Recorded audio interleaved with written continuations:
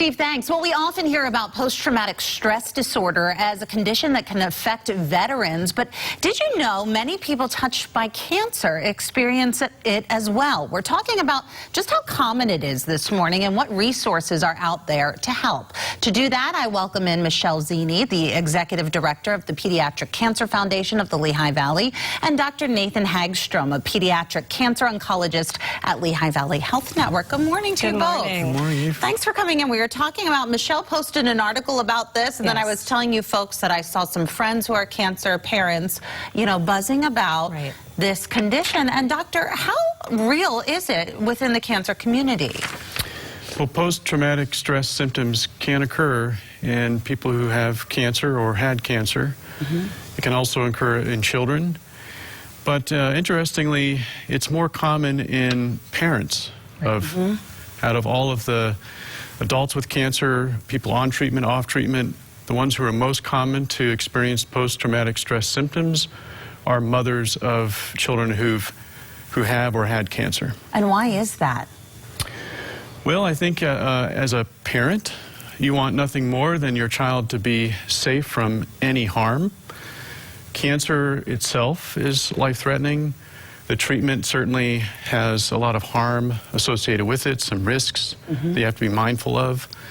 And post-traumatic stress really is heightened anxiety that affects your ability to function, and being a parent sometimes includes anxiety. Yeah, and I was reading, you guys, that even if the child beats it and is okay, some of what you just described, doctor, can linger, and the parents could still experience this, right?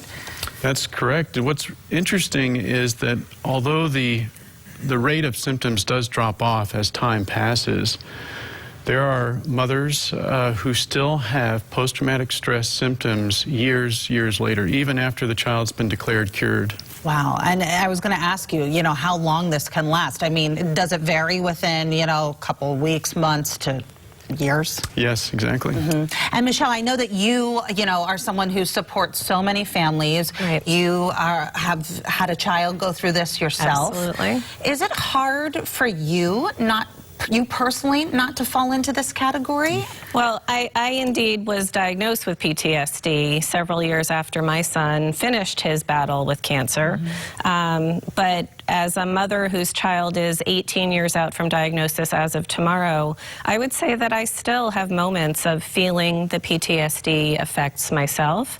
And so it's certainly very meaningful for me to be able, through PCFLV, to be able to help other parents, other mothers going through it. Yeah, and how can we all, as someone who has been so impacted personally by this, how can just the average Joe help out? I mean, what should we look for? What should we say? What should we do? I think just recognizing that it's a reality, first of all, understanding that, you know, just because it's not a veteran or somebody who you would normally think of as suffering from this, that parents who have a child with cancer can very well be feeling that same heightened anxiety and the other effects of PTSD. And then just getting involved, finding ways to support LVHN, the Children's Hospital, and also PCFLV, whether it's through volunteering or donating, so that we can all keep providing the services to help the families. And let's talk, folks, about what resources are out there to help. I know you guys have been teaming up to help parents impacted by this, right? Correct. So everything that PCFLV does is aimed at helping the whole family through something like this. But LVHN and PCFLV will be starting a support group in July that will run every other week to help parents who have a child with cancer to deal with things like PTSD. And I know you often say, Michelle, in the work that you do at the Cancer Foundation of the Lehigh Valley, that it's important to keep the parents as part of the conversation. Absolutely, absolutely. And even when treatment is over, just because the child is no longer receiving chemo or radiation doesn't mean that the battle is over. There are still so many long-term physical and emotional and mental side effects that we really need to keep them involved for as long as possible. And where can our viewers find out more information about that new support group?